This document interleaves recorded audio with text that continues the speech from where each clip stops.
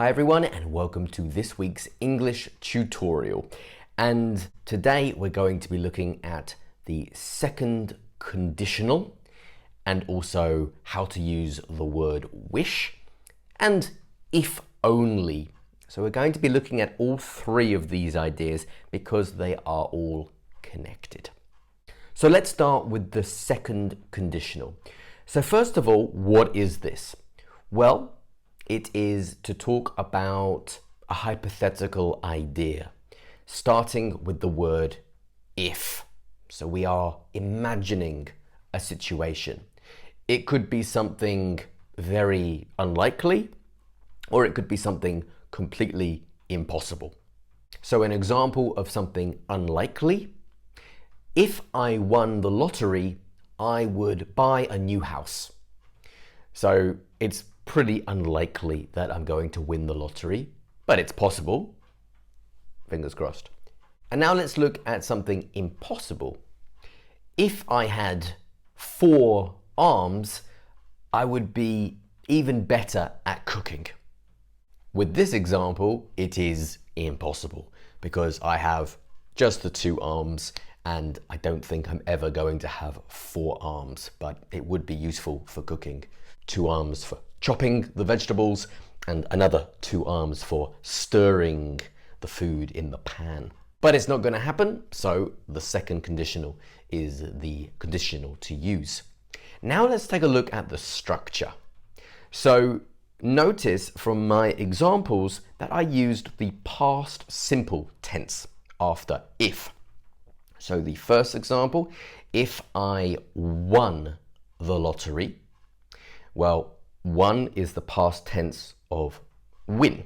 So if I won the lottery, and then the other side of the sentence, which is the result of the hypothetical idea, that's where we use would. I would buy a new house. Be careful because lots of people make mistakes with this structure. It's not if I would win the lottery. That's probably the most common mistake that I hear.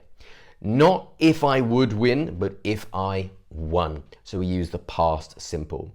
And the other example, if I had 4 arms, I would be even better at cooking. Again, if I had is the past tense of have, 4 arms, I would be, and then we use would, and then the infinitive. So that's the other side of the sentence. Subject, would, and then the infinitive verb. You can also use the past continuous tense after if you are talking about a continuous action. For example, I would be much happier if I were playing football right now. The action of playing football is a continuous action, not just a single moment. And we can also do the same thing with the other side of the sentence. For example, if I were in Greece, I would be sunbathing right now. Again, this is a long, continuous action. Did you notice the use of the word were in those previous examples? If I were in Greece and if I were playing football. Well, that's the subjunctive mood. And we use the subjunctive mood in the second conditional. Another example, if I were you, I would take a taxi to the airport. We can say if I was, but it's just better English, or it's considered better English to use were. We use this mood for unreal situations, like this one in the second conditional. And this word were is the correct form of to be for all subjects. If I were, if you were, if he were, she were, it were, and so on. Now let's look at wish, because it's connected. It's very, very similar. We use the past simple tense with this as well. Let's look at 3 examples. I wish I had 4 arms, as I discussed earlier for the cooking. I wish I lived in Italy. That's true because I love pizza. And I wish I were taller. also true, so I could be a basketball superstar. Sadly, I'm too small for that. Notice with all of these, again, I use the past simple tense. And then there's the expression if only, which is more or less exactly the same as I wish.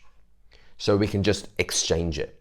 For example, if only I were taller, or if only I had more money. It's the same as I wish. All of the examples that I've given you today use the past tense, the past simple tense, or possibly the past continuous tense. We've got the second conditional, if, and then the past tense, past simple or past continuous, I wish, and also if only. So they are all connected. We are talking about something unrealistic or impossible. Okay, now it's your turn to practice. And I'm going to give you 3 incomplete sentences, all using the second conditional. So here's sentence number 1. If I won £100 million, what would you do? Number 2, if I didn't have my current job, what would you do? And number 3, if I had more time, what would you do? You can put your answers in the comments section below. So thanks for watching today's tutorial. I hope you enjoyed it and found it useful. I hope you learned something. And if you did, then please do subscribe to this channel and click like. And if you have any comments, put them in the comments section below. I'll have a new video for you next week.